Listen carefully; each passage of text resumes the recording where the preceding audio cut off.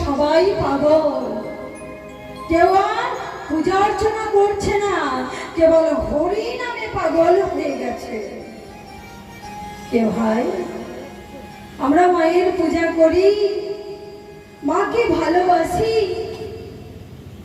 মায়ের পূজা করে আমরা শান্তি পাই। নিমাই যদি কৃষ্ণ নাম করে সুখ পায় তো পাক না।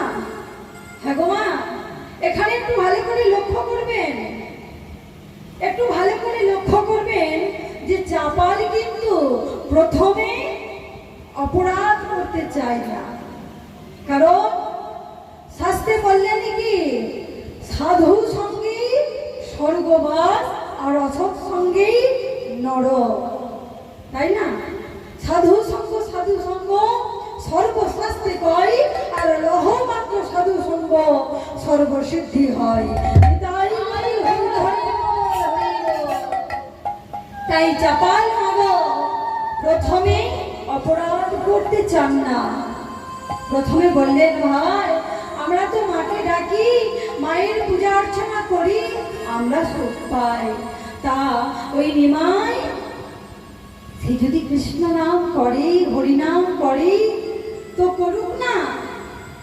বলছে এ তো চাপাল গোপাল তো অন্য সুরে কথা বলছে, এ ভাই তা এখন কি করবি? বলে সব এমন একটা বাগিয়ে কথা বলতে হবে যেন চাপাল রেগে যায়।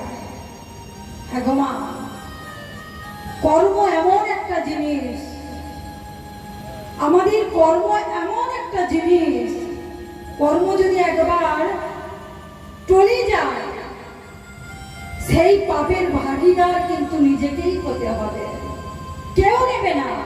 এই সংসারে মাতা পিতা কেউ কারো নয়, নিজের কর্ম নিজেকেই নিতে হবে।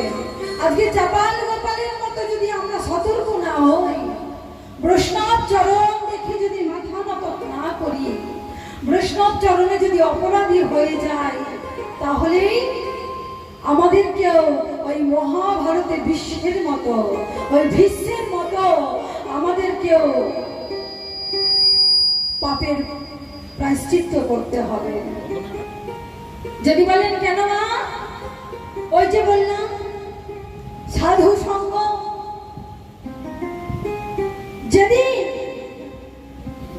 যেদিন পঞ্চ পাণ্ডব দ্রৌপদীকে দত্তক রেখে, দ্রৌপদীকে সভায় রেখে পাশা